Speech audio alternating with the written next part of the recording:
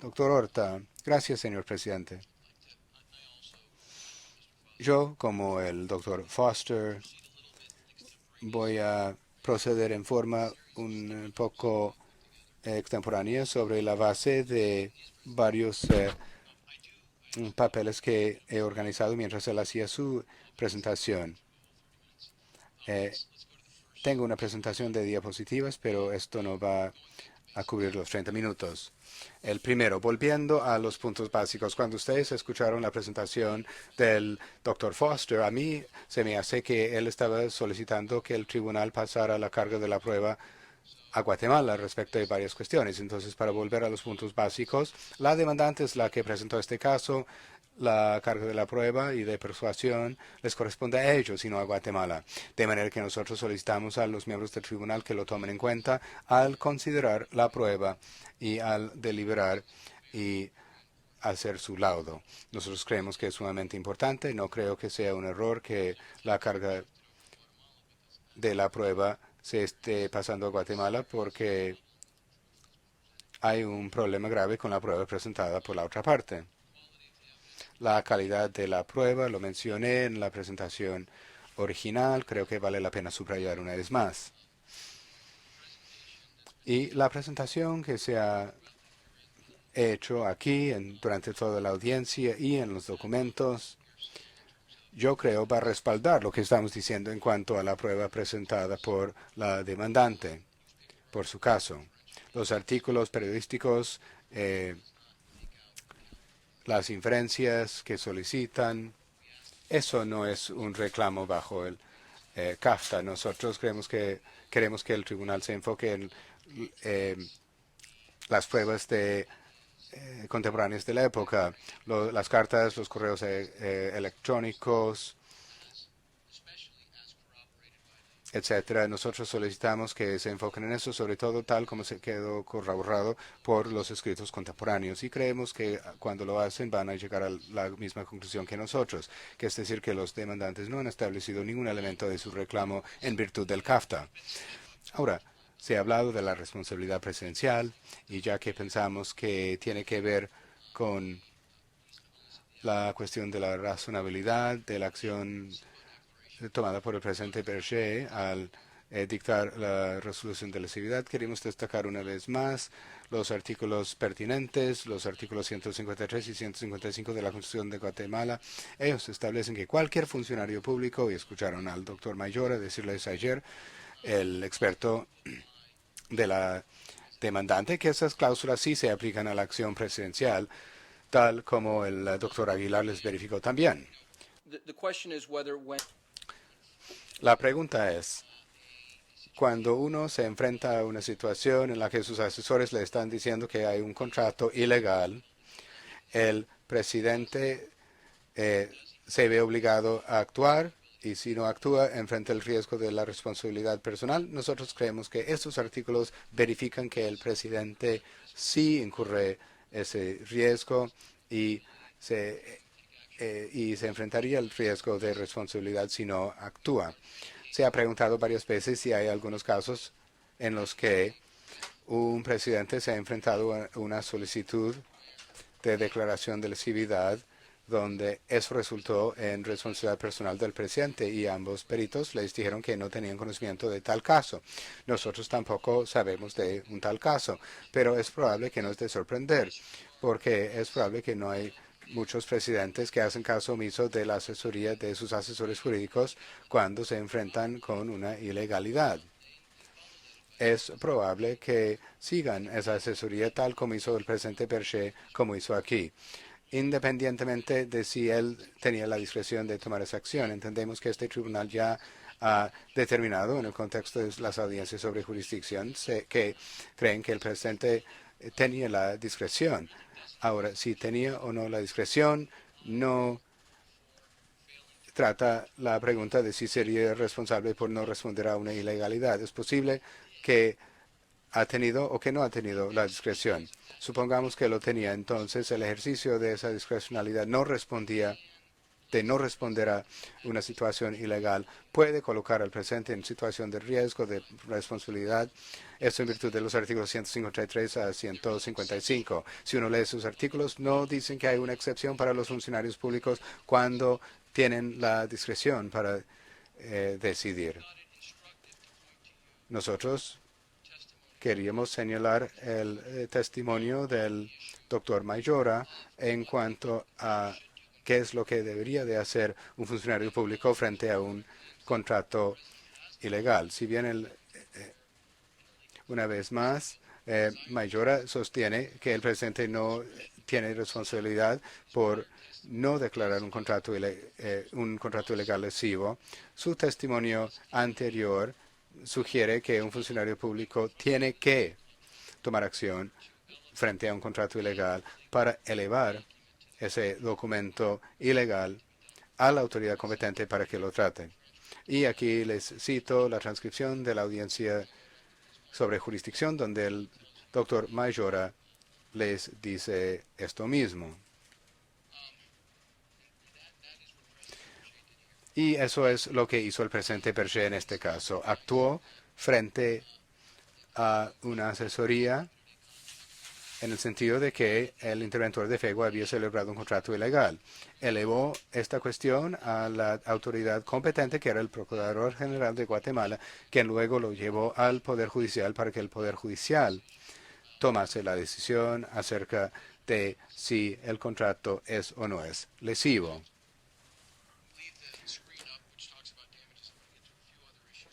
En pantalla dice daños y perjuicios, pero primero voy a hablar de varios otros elementos. Primero, en cuanto a los planes para este caso, nosotros destacamos varias cosas. La planificación inmediata de la demandante de presentar esta acción una vez dictada la resolución de lesividad. El doctor Foster dice que el expediente va a mostrar que, bueno, el señor McSwain dice que fue contratado en 2006 o 2007.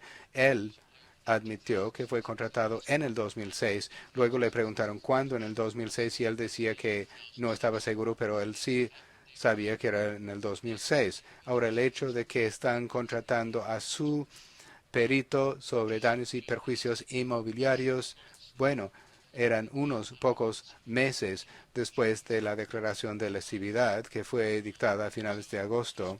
Así que unos pocos meses después,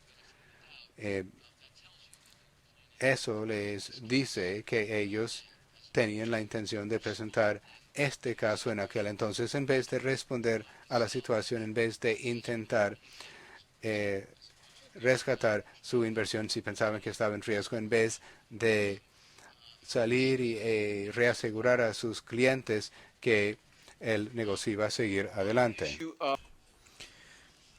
Respecto del tema de las inversiones efectuadas y las diferentes fases, hemos escuchado varias veces decir a la demandante que solamente hizo una inversión de $10 millones y que su única obligación era completar la fase 1. No creemos que eso sea lo que se prometió. Por eso nosotros dijimos que Guatemala siente que se le ha inducido a error. Escuchamos al negociador de FEGUA, quien negoció el acuerdo y dijo que ciertamente eso no es lo que negoció y tampoco lo que pensaba que iba a obtener. Debe plantearse nuevamente la pregunta retórica, que es de sumo interés. La demandante realmente está aseverando en este caso que solamente tenían que construir 200 millas o 500 millas de un proyecto de restauración. Se les dieron 500 millas de terreno para la restauración. Solamente 200 de esas millas tenían que rehabilitar y después el resto de la tierra del gobierno podían explotarla durante 50 años como quisieran. ¿Es eso lo que realmente creían que habían obtenido del gobierno?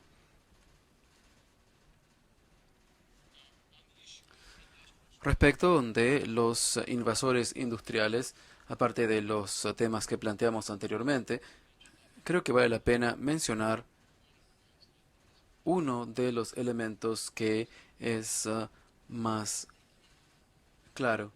No pueden probar que los invasores industriales estaban allí debido a la declaración de lesividad.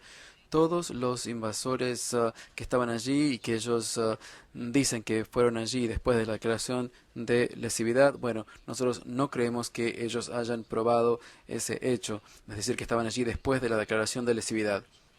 Pero ¿cómo puede decirse que esos invasores no fueron allí cuando la demandante dijo que había salido o que iba a salir del país? Lo dijo públicamente, o que no lo hicieron debido a ese anuncio. Estamos hablando de 2007. Públicamente, en septiembre de 2007 hicieron este anuncio. Las imágenes que se les han mostrado son posteriores a ese hecho en 2 años. Los invasores industriales son invasores del gobierno, dicen ellos. Las demandantes han ignorado que en el contrato 602, en la cláusula 11i, ellos aceptaron brindar acceso al derecho de vía en el supuesto de que hubiese una necesidad pública.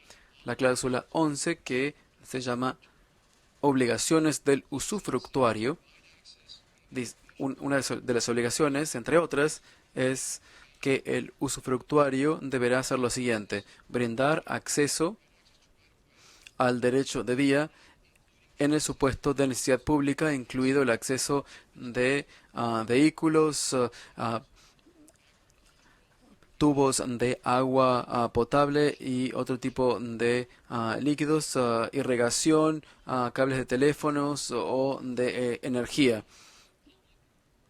Están y de teléfonos también. Están hablando de un tendido energético y se están quejando de eso, pero eso lo tenían que hacer según el contrato 402, mejor dicho, la cláusula 11, sección I.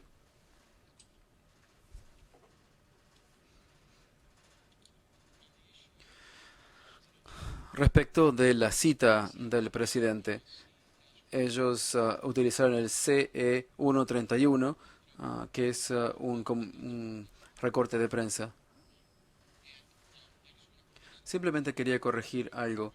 Cuando se incluyó esto en las actuaciones, él dijo, y cito, y él leyó lo que él dijo eran las palabras del presidente, pero ustedes ven el, el documento 131, en donde dice lo que se pretende que dijo el documento, no hay comillas en cuanto a esa declaración, así que no puede decirse que esto fue una cita directa tomada de manifestaciones del presidente que se traspasó a ese anexo.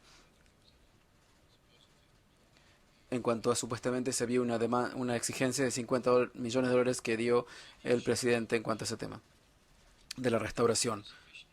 En cuanto a si efectuaron una inversión suficiente, prometieron 10 millones, quedó ya establecido que la suma que invirtieron, independientemente de lo que sea, no era suficiente para que esta inversión fuera una inversión rentable. Simplemente no lo es. No fue suficiente para hacer lo que prometieron, por lo menos según la versión de lo que el gobierno entendió que prometía. Ellos también admitieron que iba a costar por lo menos 100 millones de dólares construir la segunda de las 5 fases que ellos acordaron restaurar. Por lo menos 100 millones de dólares. Cuando ellos les dicen que habían completado la fase 2 y se basan en esa carta, bueno, el doctor Gramajo mismo dijo esto, pero ¿por qué uno iría en 2006 ante el presidente Berger para buscar financiamiento para la restauración de la fase 2 si ellos pensaban que habían cumplido sus obligaciones en virtud de las obligaciones que surgían de esa fase? ¿Tiene sentido esto?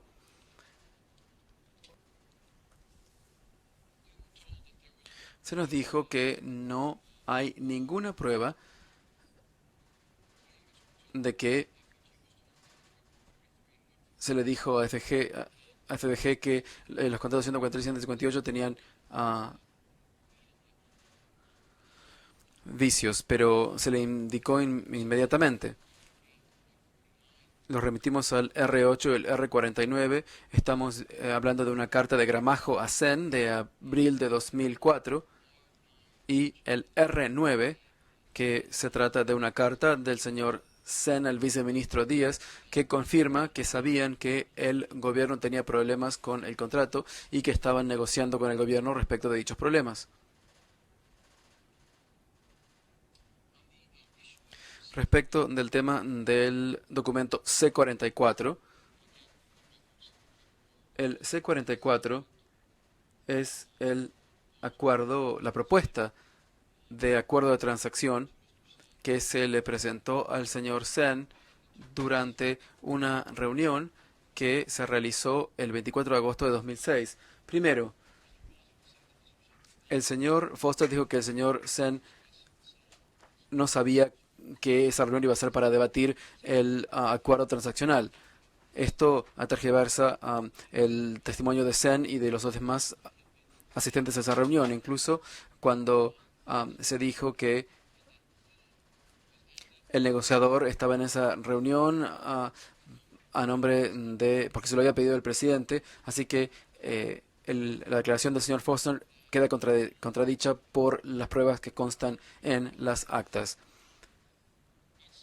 En cuanto al precursor del documento, se dice que el 143 y 158 fueron objeto de un proceso de licitatorio y simplemente se reflejaba que este era un proyecto de acuerdo. La gente a veces comete errores cuando redacta un proyecto de acuerdo. Así que no se puede circunvalar un requisito tan importante como el de la licitación y decir eso sería realmente una tontería. Sabemos que es un proyecto, una versión preliminar, y simplemente lo que hay que hacer es mirar la versión preliminar. Lo pueden ver aquí en pantalla. Si ustedes pasan entonces a la porción del documento que habla de, y creo que es el artículo 3 o 4.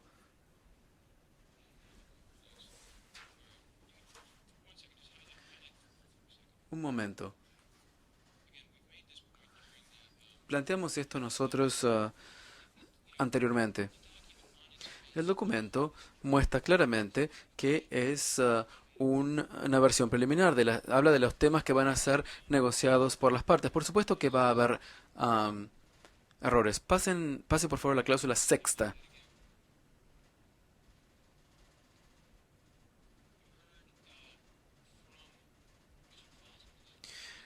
El señor Foster dijo que en esa reunión nadie le dijo al señor Sen ni a los otros representantes de FBG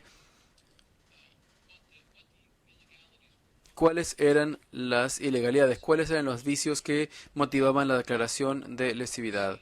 Ustedes pueden ver aquí en este documento que dice cuestiones que deben ser transadas relativas al contrato de usufructo oneroso. Y después habla del hecho de que las partes tenían que negociar y decidir varias cosas. El punto A habla de las modificaciones al contrato de usufructo oneroso relativo al equipo ferroviario para poder rectificar los términos que supuestamente causan lesión en los intereses del Estado de Guatemala, de acuerdo con la opinión efectuada por... Y después habla de tres dictámenes allí. Si el señor Sen, en vez de rechazar directamente la posibilidad de celebrar una negociación respecto a este tema, si en vez de hacer eso, que es lo que muestran las pruebas en las actas, si hubiese realizado un diálogo respecto a estos temas, estoy seguro de que se hubiesen debatido los temas planteados en los dictámenes.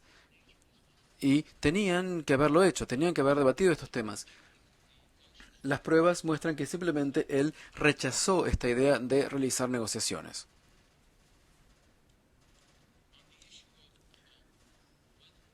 En cuanto a si era exigida una licitación para la celebración de los contratos 143, del contrato 143, el doctor Foster mencionó el hecho de cuando se le informó al doctor Gramajo que se necesitaba una licitación para el 143.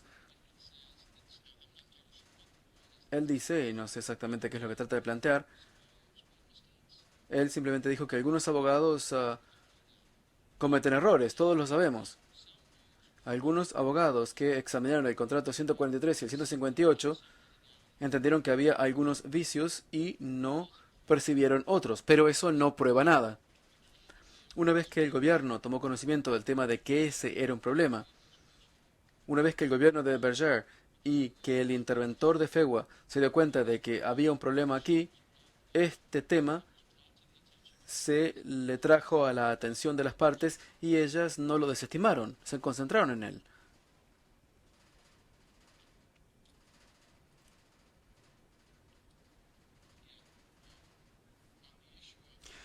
En cuanto al tema de la causalidad y los daños y perjuicios,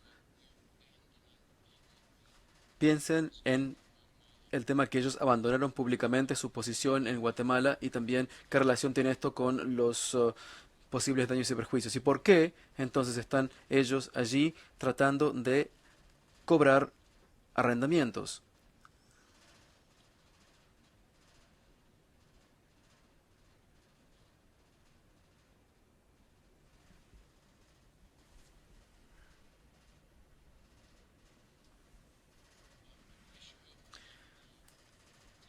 Respecto del tema de la declaración del señor Franco en cuanto al hecho de que un oficial judicial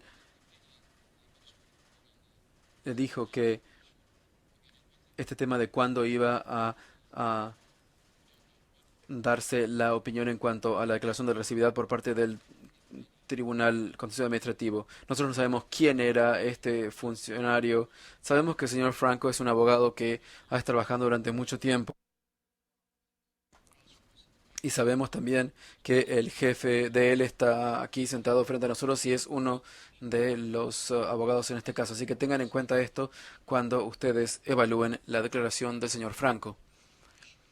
En cuanto al tema planteado en una de las preguntas del secretario Eisenstadt, es decir, otros países que tienen declaraciones de lesividad.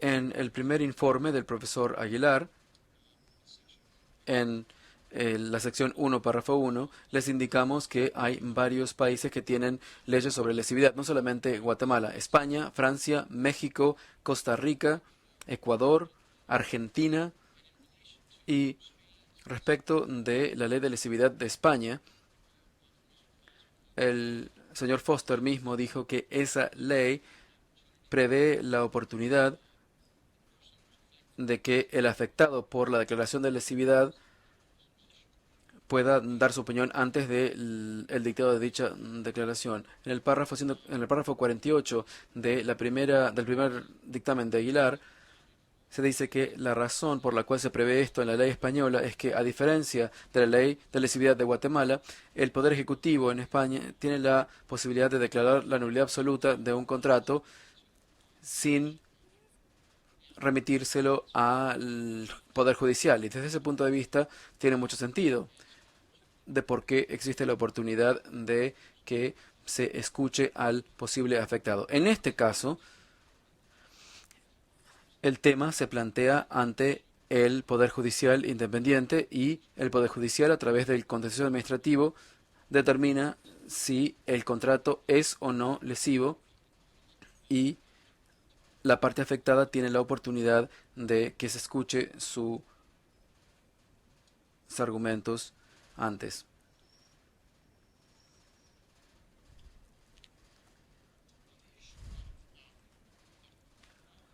Respecto del tema de la rentabilidad o falta de rentabilidad de las inversiones de la demandante de FDG, escuchamos nuevamente que en 2004 hubo un cálculo que, según el señor Foster, existieron utilidades ese año. Le indico al tribunal que él hace referencia a un documento presentado por el señor Posner y ese documento no dice absolutamente nada respecto de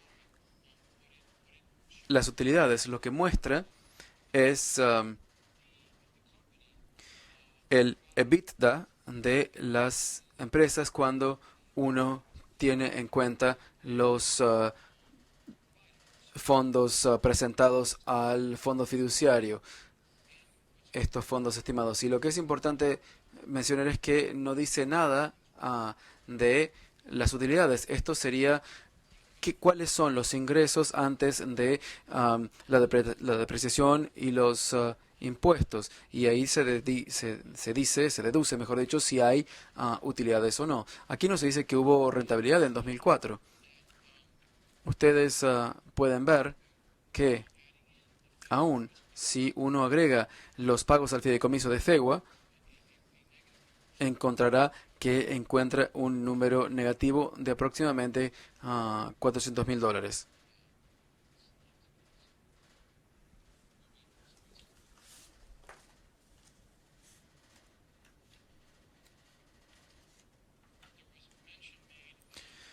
Se mencionó un ejemplo de bonos que planteó el profesor Speller, que sugiere que de alguna forma el profesor Speller, en forma incorrecta, estimó los efectos de la amortización.